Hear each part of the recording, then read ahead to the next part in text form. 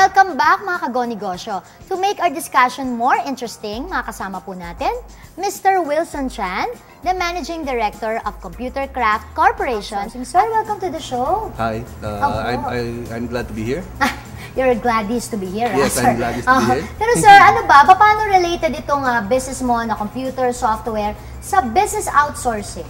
Kasi as Tony has explained a while ago, ang business nila is more on servicing their clients, no? Through ito po yung mga human resources, accounting, accountants, taga-compute sila ng payroll.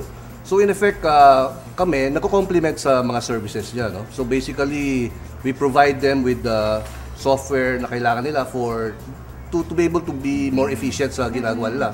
So in effect, if you want to have a more layman's analogy, for example, kayo po Gladys, you want to have something built sa bahay ninyo.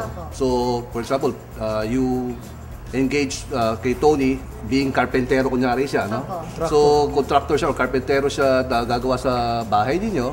Ako naman, ako magbibigay ng martilyo at ako magbibigay ng mga materyales para magamit, para maging mas magaling siyang carpentero.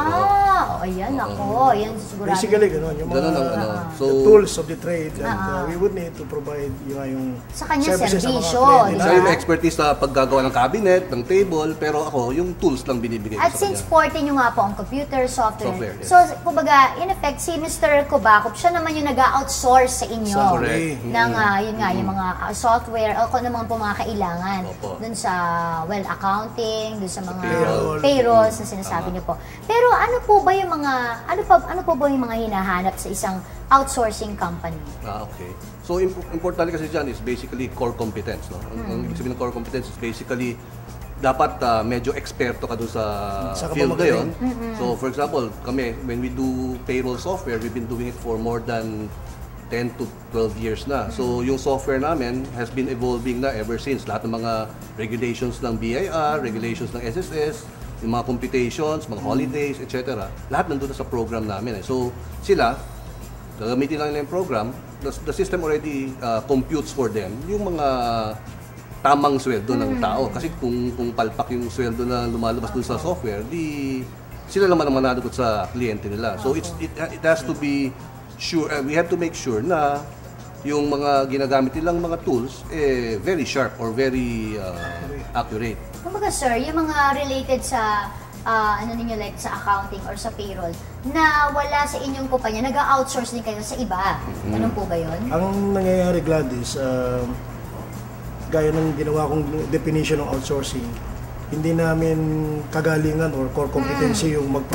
gumawa ng accounting program or payroll program. Hindi namin skill sets, hindi namin forte namin. So outsourcing pa rin naman, okay, here's Wilson. We will appoint him as a business partner. Wilson, ikaw gumawa niyan for us, no? So that we can provide efficient, no?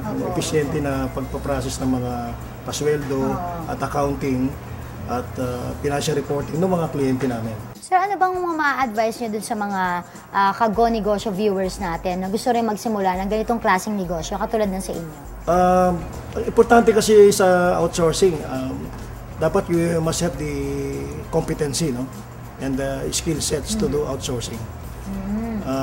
Kasi kung wala kang credibility before the eyes of your potential customers or clients, mahirap pa sila magtiwala sa iyo kasi ang nangyayari kasi they will cut a portion of their activity, ibibigay sa iyo, ikaw na gumawa niyan, but definitely dapat reliable yung service mo at walang mali doon sa ginagawa mo. If it's sa payroll or accounting, dapat tama yung mga financial information or payroll information that you provide to your clients. Importante yung makita ng customer mo na magaling ka talaga dyan sa ginagawa mo.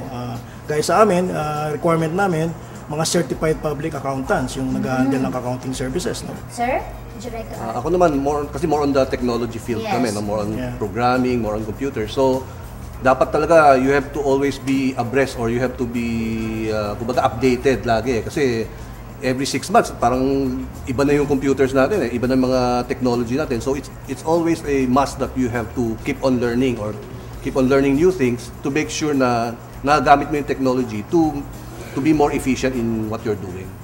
Maraming salamat po, Mr. Chua, Mr. Kubakop.